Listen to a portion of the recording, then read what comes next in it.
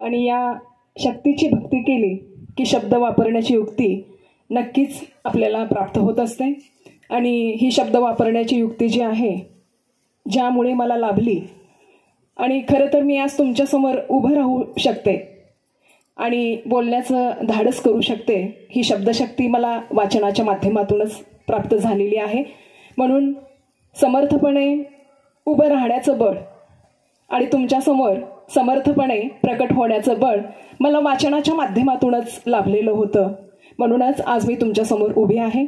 5वं शब्दशिवार जे साहित्य संमेलन आहे, या संमेलनाच्या निमित्ताने या विषयावरती हा परिसंवाद आयोजित केलेला आहे. या संमेलनाचे अध्यक्ष सन्माननीय शिंदे सर, त्याचबरोबर या परिसंवादाचे अध्यक्ष डॉक्टर अरुण कोळेकर सर, त्याचबरोबर या शब्द शिवारातील या शब्द प्रांगणातील आपण सर्व अभ्यागत मंडळी, साहित्याची शब्दाची उपासना करणारे आपण सर्व उपासक यांना सर्वप्रथम मी नमन करते.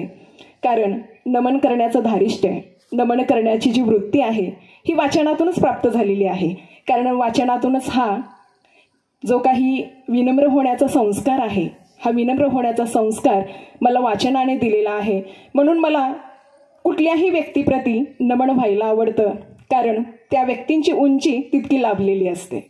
असं म्हणतात की एखादं पुस्तक एखाद्याच्या आयुष्याला कलाटणी देऊ शकतं, एखादं पान एखाद्याचं आयुष्य बदलू शकतं आणि एक वाक्य खऱ्या अर्थाने एखाद्याचं ध्येय ठरवू शकतं. इतकी ताकद वाचनामध्ये आहे.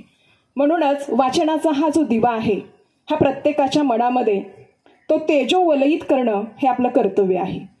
आणि या परिसंवादाच्या माध्यमातून काय बाई वाचू, कशी मी वाचू, मलाच माझी वाटेल आज, काहीतरी राहून गेलंय आज. खरंच राहणार आहे. आयुष्याच्या शेवटपर्यंत जर विचार केला, आपलं आयुष्यच किती आहे हो, किती वर्षाचं आहे. सर्वसाधारणपणे आजच्या या जीवनामध्ये जर विचार केला, आयुष्य ही मिळालेली संधी आहे आपल्याला. या संधीचं सोनं केलं पाहिजे.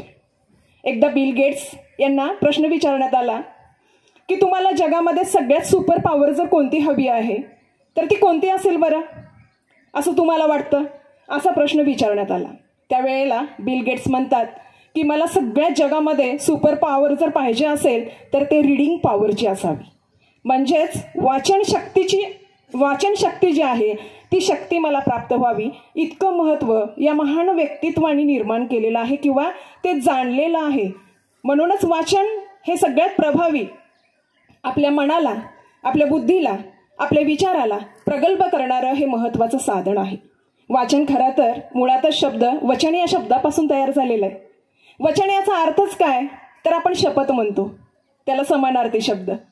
तर शपथातला श जर घेतला तर ज्याला आपण शतक म्हणतो, आणि पथ म्हणजे मार्ग, ज्या पथावरून 100% आपल्याला निरंतर चालत राहायचंय, तर ते वाचन, ती शपथ आपल्याला घ्यायची आहे.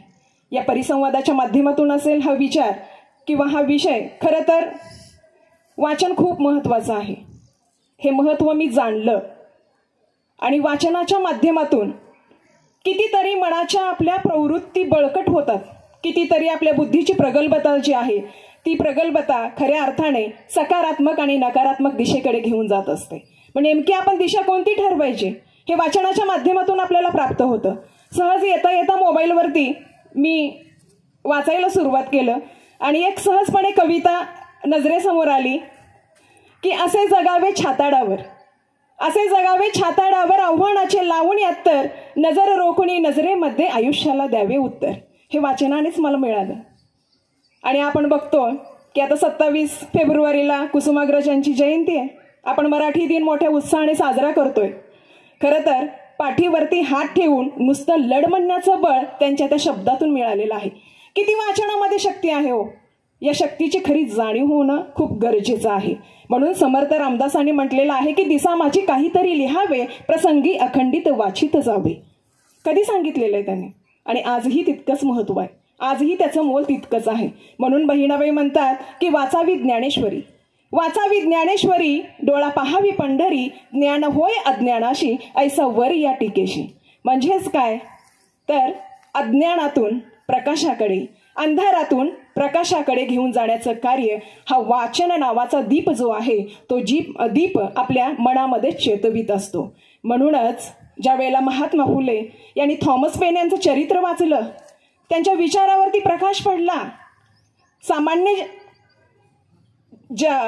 जगामध्ये जीवन जगत असताना, सामान्य कुटुंबामध्ये वावरत असताना जगाचा केंद्रबिंदू होणारे महात्मा फुले असतील, डॉक्टर बाबासाहेब आंबेडकर असतील, असे महान महापुरुष आपल्या मातीमध्ये घडले.